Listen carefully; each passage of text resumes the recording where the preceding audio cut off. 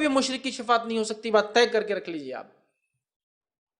تو اللہ تعالیٰ کہیں گا کہ شفاعت ہو چکی ہے، صرف اللہ رب العزت کہیں گا سب شفاعت کر چکی ہے، اب جو سب سے زیادہ رحم کرنے والا میں ہوں، میری شفاعت کہاں ہوئی؟ اللہ فرمائیں گے سب سے زیادہ رحم کرنے والا تو اللہ ہے۔ جب لوگوں نے لا لیے، فرشتوں نے لا لیا، رسولوں نے نکال کے لا لیے، تو پھر میرا بھی تو باقی ہے۔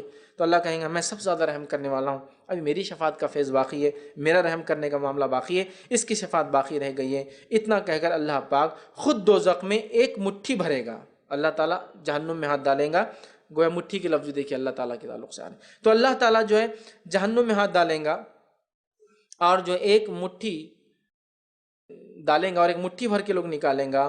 وہ لوگ جو ہے دوزخ سے جو ہے ایک مٹھی بھرے گا، جس کی برکت سے وہ لوگ دوزخ سے نجات پائیں گے جنہوں نے کبھی کوئی نیک عمل نہیں کیا ہوں گا لیکن توحید پر تھے۔ آخری جو شفاعت اللہ کی ہے، لاسٹ فیز، اس میں اللہ ایک مٹھی ڈالیں گا، اور اس مٹھی میں اللہ اتنے لوگوں کو مطلب برکت ہوں گی اور اتنے لوگ نکلیں گے جنہوں نے ایک بھی نیک عمل نہیں کیا تھا لیکن توحید پر تھے۔ تو اسے ایک بات اور پتہ چلی، توحید پرست گناہگار ہو سکتا ہے، ہونا نہیں چاہیے۔